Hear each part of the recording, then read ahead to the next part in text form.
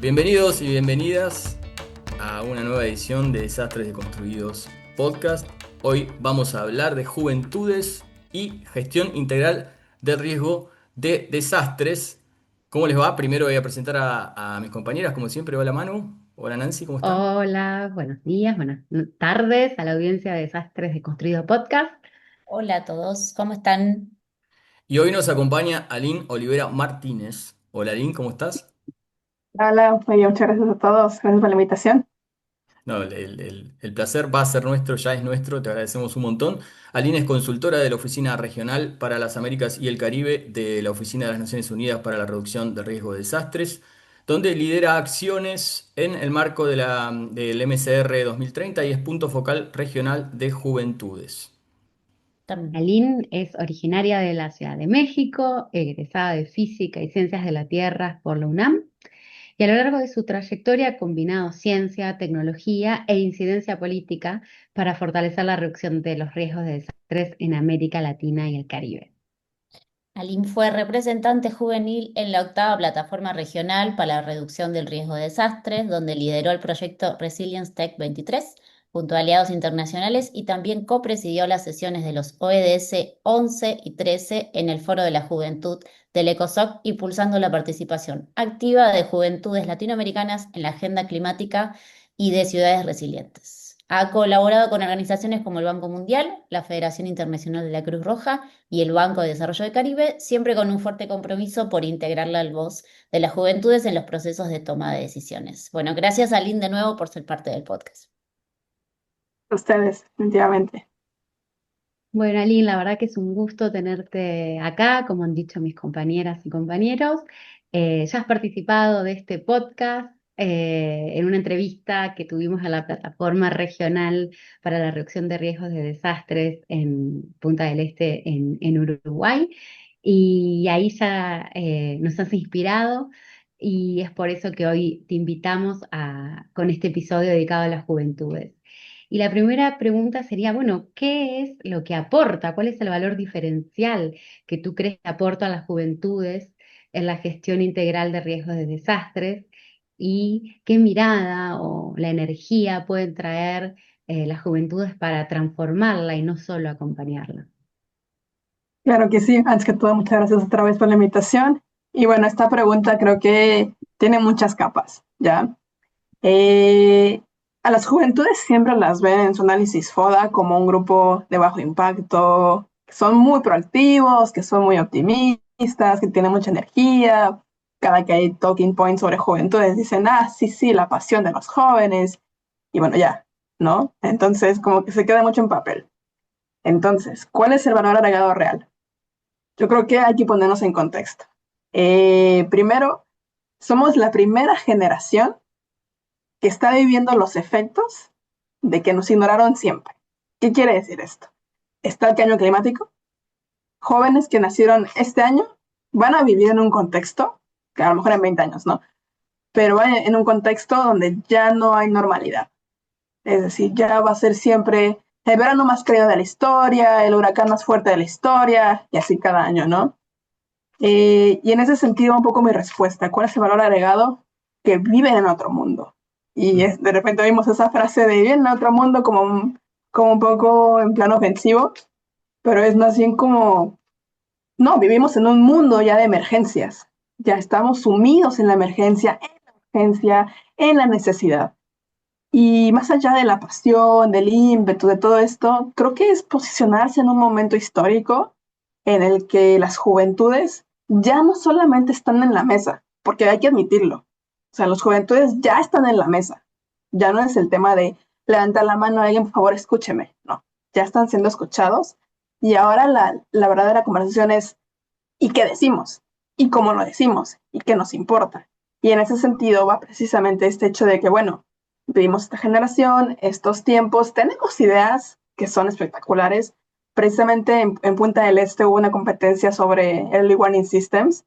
que la propuesta era useless y tiene que ser accesible, ¿no? Ya de ahí haces un corte brutal a muchísimos proyectos, ¿no? Y surgieron ideas tan interesantes, tan viables y tan de la comunidad que dices, si pasáramos 5 meses al año en, no sé, en cada cantidad de tiempo, cada una plataforma global o regional, a darle atención a los jóvenes y darles una plataforma para que se expresen, tendríamos una cantidad de soluciones masiva, ¿no? Creo que por ahí va, o sea, creo que el contexto, creo que la tecnología también es algo que favorece mucho y sobre todo en esta era digital, también un valor agregado es ese, ¿no? Que dicen mis tíos, boomers, que vienen con un chip integrado, ¿no? Así es. Capaz sí, y lo usamos para bien. Creo que ahí debería ser un punto de partida para la conversación. Gracias, Aline. Y cuando hablas con tus pares sobre responsabilidad estatal, sobre desigualdad o modelos de desarrollo que generan riesgo, ¿cómo se abre esa conversación para que no termine en frustración o en cinismo? Bueno, es interesante, es complicado.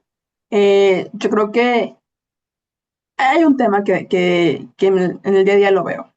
Si uno llega con la actitud de yo sé y tú no sabes, ya perdiste la discusión, aunque no es una discusión, ¿no? Eh, Algo que no hay que perder de vista en la reducción de riesgo de desastres y todo lo que tiene que ver asociado a la gobernanza de la misma, es que finalmente son las personas quienes la pueden pasar muy mal, ¿no? Si está mal hecho. Entonces creo que desde ahí abordar el tema, desde la humanidad de la reducción de riesgo de desastres, están los paradigmas de que la vulnerabilidad es social, el desastre es social, y creo que llegar con ese discurso es un poco más interesante. Tomar estas riendas de que, bueno, a ver, un desastre lo podemos ver como un montón de cosas, pero si lo vemos como una serie de decisiones que no fueron favorables para la sociedad, es como podemos empezar a tomar en cuenta o tomar el papel protagónico en hacer la gestión, en buscar un modelo más sustentable, en repensar las decisiones. A veces, por ejemplo, cuando hablamos con ciudades o con países, una buena idea es decir, no hagas lo que tienes pensado hacer. No hacer está bien, ¿no? Por ejemplo, algo con lo que tomamos muy seguido es, quiero poner una escuela. Bárbaro, excelente, es una gran idea. Nada más no la pongas junto al río. No, eso genera riesgo, ¿no? Tal vez tu idea está espectacular, por supuesto, educación, vamos. Piénsalo un poquito más, ¿ya? Y es trabajar un poco de la mano.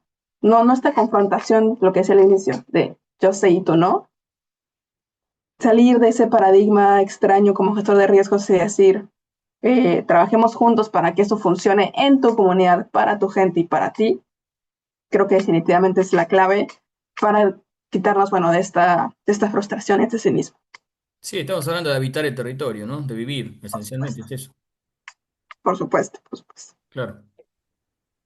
Aline, vos recién mencionabas, bueno, esta idea de la era digital, ¿no? Y también un poco la conectividad, la hiperconectividad incluso. Y nosotros pensábamos en tu experiencia hablando de redes sociales, por supuesto no queremos volvernos extremistas, pero pensando en este contexto, ¿crees que las redes sociales están ayudando a fortalecer una cultura de la prevención o también están generando más desinformación y ruido en contextos de riesgo?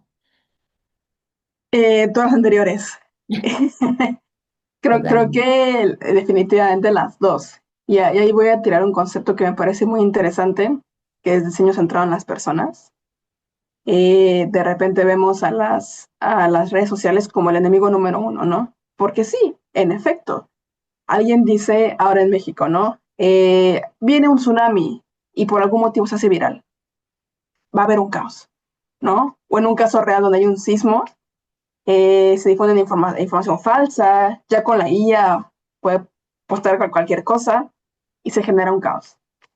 Eh, pero si lo vemos por el otro lado, yo quiero poner un ejemplo muy interesante que de hecho yo viví. En 2017 hubo un sismo en México, ya que fue un sismo masivo que cambió muchas cosas. Y en ese entonces hubo una plataforma por Facebook, que ya Facebook está sepultado en la memoria de todos, pero bueno, para que se entienda el contexto histórico de esto, empezaron a hacer grupos o publicaciones de necesitamos ayuda acá, en este punto de la ciudad. Que a ver, Ciudad de México estaba colapsada. Llegar de un punto a otro era completamente imposible, pero había gente alrededor. Necesitamos agua acá, necesitamos palas acá, necesitamos ta, ta, ta, ta, ta. Y fue con un hashtag, que ahora mismo no recuerdo, que voy a recordarlo, pero con un solo hashtag, que todo el mundo empezó a informarse y empezó a llegar la gente. Y era impresionante ver la cantidad de gente en el metro, moviéndose con agua en la espalda, con palas, con cosas de trabajo, para una sola dirección. Donde lo viste en Facebook. Tenía sus riesgos, por supuesto, pero ese es un muy buen ejemplo de cómo se puede usar.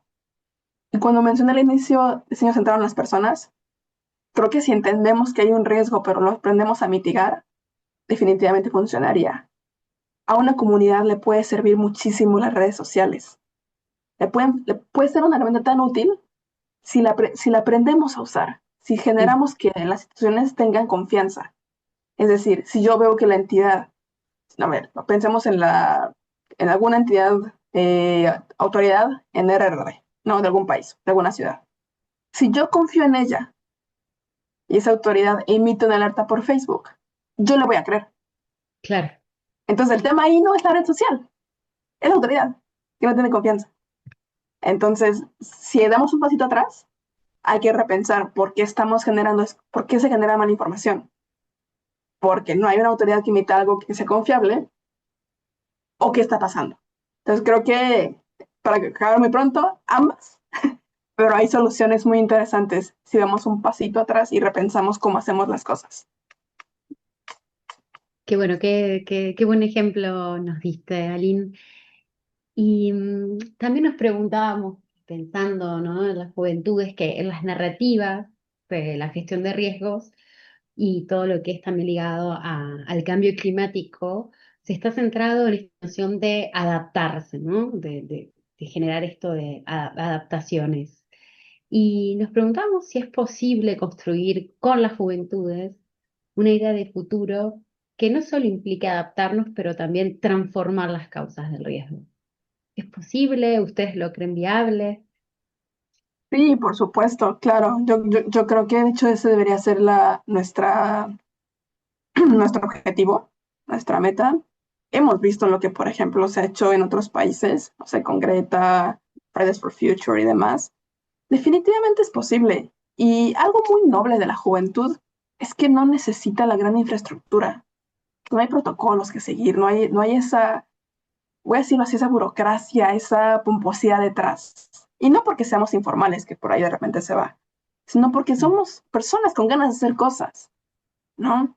Entonces, creo que también, y algo muy interesante, aquí voy a hacer un pequeño comercial, hay una red de jóvenes para la RRD de las Américas y el Caribe. 600 personas que se han unido voluntariamente y que tienen ganas de hacer cosas.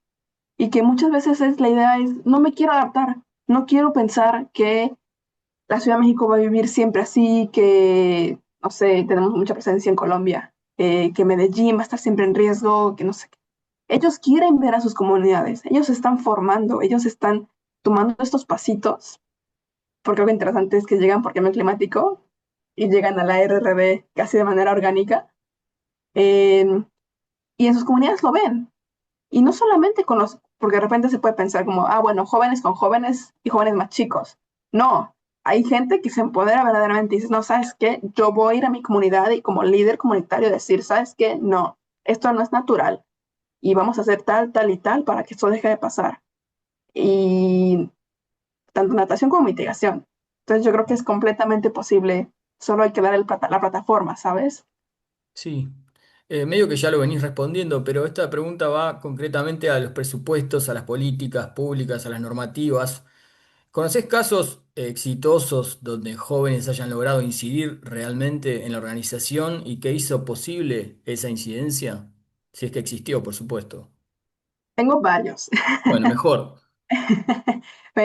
Bueno, a ver, primero, Punta del Este fue un caso muy especial. Voy a ir un poquito más atrás en la historia. Antes de Punta del Este fue Jamaica. Y en Jamaica se hizo el compromiso de todas las entidades de Naciones Unidas y todo lo que tiene que ver con el RD en la región, de incluir juventudes. ¿Qué pasó? Para Punta del Este se incluyeron dos personas jóvenes en el comité asesor, creo que se llamaba en su momento, de la plataforma regional. Bárbaro. Hubo una temática de juventudes, se hizo una declaratoria, esa declaratoria llegó a los ministros. Y esa declaratoria ahora está empujando a que las Bahamas tengan un plan de acción de juventudes, porque iba a ser la siguiente plataforma regional. Entonces, de un proceso que fue tan largo, desde Jamaica a Punta del Este de las Bahamas, se logró incidencia, porque al menos por lo menos si hay personas, ministros, pensando en no solamente es tener aquí al joven para la foto, sino lo que me dijo me importó tanto que lo voy a traer de nuevo para ver cómo avanzamos y siguientes pasos. Y otro ejemplo lindo que tenemos poco en el Caribe, SEDEMA hace cada año su conferencia CDM y justamente en la red de jóvenes hicimos una encuesta, un survey sobre Early Warning Systems. Y era muy sencilla. Era, ¿tú conoces alguno? Si lo conoces, ¿cuál es? ¿Sabes qué hacer después de que lo escuchas? Y si hubiera una emergencia, ¿sabrías a dónde acudir? Ver información o espacios. Muy sencillo. Tuvimos como 1.500 respuestas de un montón de países. Eso se comentó en la declaratoria. Pero declaratoria rayita statement informado por datos, ¿no? Y eso llegó precisamente esto fue en San Kitts and Nevis. Y ese realmente fue una investigación. O sea, tuvo forma de declaratoria porque fue político, pero era una investigación. Y empezaron ahí a ver, ok, tal vez en tal país o en tal región no conocen los Early Warning Systems por su nombre, pero sí saben dónde buscar información. Bueno, bárbaro. Entonces tenemos un pasito recorrido, ¿no? Y ahora estamos buscando acciones para cubrir esos gaps en información. Ahí encuentro dos ejemplos muy recientes. Esto fue el año pasado. Y bueno, ambos fueron en los últimos 2 años. Ahí va. Me encantaron los ejemplos. Me Sí. quedaría escuchando más ejemplos de Aline. Bueno, tenemos un bloque que sumamos el último año y a mí me gusta mucho, y hablamos de literatura. Y te queremos preguntar si hay algún libro que estés leyendo o que recomendarías o que quieras contarnos hoy. Claro. De hecho, hice mi tarea. Aquí están. No se van a ver nada por el blur de la cámara, pero uno de ellos es Las venas abiertas de América Latina, Eduardo Galeano. Y Hermoso. tengo del lado derecho la historia contemporánea de América Latina. Y van a preguntarse por qué estoy leyendo 2 libros de historia a la vez. Porque este de historia contemporánea de América Latina, de Tulio Halperin Tongi, Dongi, espero que así se claro. Sí. Sí. eh, yo tengo que confesarles algo. Y no sé si estoy hablando por mi cultura entera, pero a veces en México tendemos a vivir solamente en México. Y de repente volver a ver a Sudamérica, Centroamérica es un poquito complicado. Hay Son muy mucha historia grandes. arriba. Suele pasar cuando los países son muy grandes. Sí, sí, claro. Entonces, yo reconocí mi propia ignorancia, lo voy a decir así, en torno a la historia de Sudamérica, Centroamérica y el Caribe, por supuesto. Y empecé a leer y a leer, a leer. Me topé con el de Galeano, me gustó mucho, pero sentía como que necesitaba un poquito de contrapeso más factual. Entonces, por eso estoy leyendo como un libro de historia más histórico, por así decirlo, Sí, y el de Galeano para que tenga un poquito más de sí. contexto social, ¿no? Y antropológico. Un Eso clásico. es yo lo recomendaría un montón. Obviamente, si usted sabe más de historia que yo, seguramente ya lo leyeron muchas veces más. Pero bueno, esa es mi recomendación. Si están interesadas en, no sé, inmiscuirse un poquito más en la cultura y en la historia de las Américas. Muchas gracias. Bueno, muchas gracias. Estuvimos escuchando a Lina Olvera Martínez en el episodio de Riesgos de Desastres y Juventudes. Ella es consultora de la Oficina Regional para las Américas y el Caribe de la Oficina de Naciones Unidas para la Reducción de Riesgos de Desastres. Muchas gracias, Aline, por tu participación. Muchas gracias a ustedes. Muy agradecidos y agradecidas. ¿Cerrás vos, Nancy? Sí, perdón, perdón.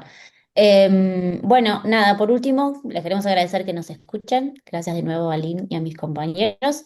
Y los queremos invitar a que sigan Desastres Desconstruidos en las redes sociales para enterarse de las últimas novedades. Como ya saben, estamos en Instagram, en Twitter, en Facebook y en LinkedIn. Y van a ver todos nuestros usuarios o handles al final de este video. Así que nos vemos Que en el próximo sabemos, episodio. Nancy, aunque sabemos que Facebook está enterrado. Facebook está enterrado. Facebook está enterrado, pero ahí todavía Hay un montón de ancianos como yo dando vueltas. Yo no, igual tampoco lo dejo. hay un fueguito. Nosotros cubrimos todas las edades. Muy bien. Nos vemos pronto. Gracias a todos. Gracias.